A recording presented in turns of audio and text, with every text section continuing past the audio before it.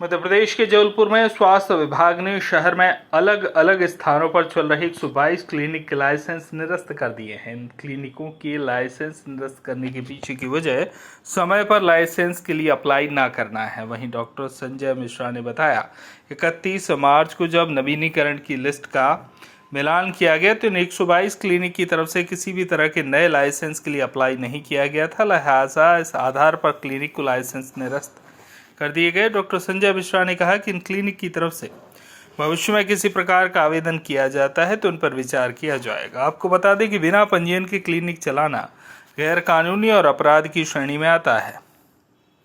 साथ ही बता दें कि क्लिनिक रजिस्ट्रेशन के लिए महज 750 रुपये फीस भरना होती है, लेकिन इसके बावजूद 122 क्लिनिक ने नए लाइसेंस के लिए अप्लाई नहीं किया। इससे यह सवाल ज़रूर खड़े हो रहे हैं कि कहीं ना कहीं ये क्लिनिक गैर कानूनी तरीके से चल रहे थे।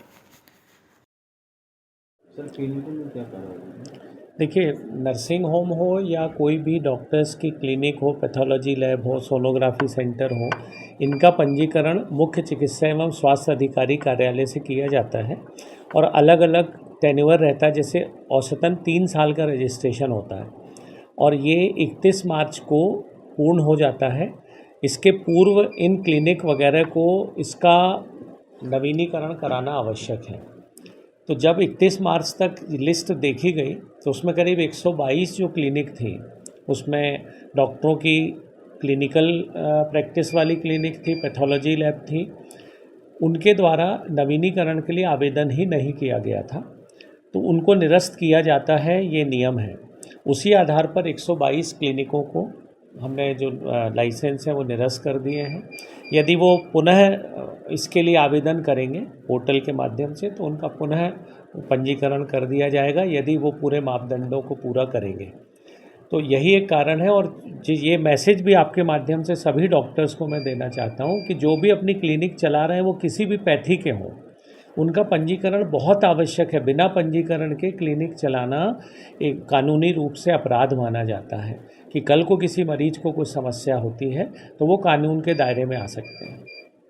ऐसे कितनी क्लिनिक होंगे और कितना अपन साल का उसमें लेते? 3 साल का रेन्यूअल फीस अगर देखा जाए? देखिए, हम लोगों के पास जो पंजीकृत क्लिनिक थी अभी वो 670 थी। 122 अभी कल कम हो गई, तो बाकी क्लिनिक अभी कार्य कर रही है। और अभी बहुत सी ऐसी क्लिनिक हैं, ऐसे बहुत से डॉक्टर्स हैं जिन्होंने अपनी क्लिनिक का पंजीकरण कभी नहीं कराया। तो आपके माध्यम से मैं उन तक यही पहुंचाना चाहता हूं कि सभी लोग अपना रजिस्ट्रेशन कराएं, जिससे हमारे रिकॉर्ड में ये हो कि जबलपुर में कितने ऐसे डॉक्टर्स हैं जो क्वालिफाइड हैं। क्योंकि बार बार शिकायतें आती हैं कि झोला छाप डॉक्टर प्रैक्टिस कर रहे हैं। तो जब क्वालिफाइड डॉक्टर रजिस्ट्रेशन कराएंगे तब हम पता कर पाएंगे कि कितने ऐसे डॉक्टर्स हैं जिनके पास योग्यता नहीं है और वो प्रैक्टिस कर रहे हैं। और इनकी फ़ीस कोई बहुत ज़्यादा नहीं होती, 750 रुपये की फ़ीस जमा होती है और कुछ बहुत ज़्यादा डॉक्यूमेंट्स भी नहीं लगते क्लिनिक के। नर्सिंग होम में तो बहुत सारे कागजात लगते हैं, इसमें कोई बहुत ज़्यादा कागजात नहीं लगते। क्लिनिक का मैप लगता है, डॉक्टर की डिग्री लगती है, कोई स्टाफ काम कर रहा है उसकी लिस्ट लगती है, बायोमेडिकल वेस्ट का सर्टिफिकेट लगता है, पॉल्यूशन कंट्रोल बोर्ड का। यही मुख्य चीज़ें हैं, इसके अलावा कोई बहुत बड़ा नहीं लगता। 750 रुपये हर साल की कि हर 3 साल की? 3 साल की। अच्छा, 3 साल में एक बार देना है रिन्यूअल के लिए, फिर देना, फिर शासन जो भी उसमें परिवर्तन करता है वो परिवर्तन हो जाता है। जबलपुर से आशीष बात्रे की रिपोर्ट।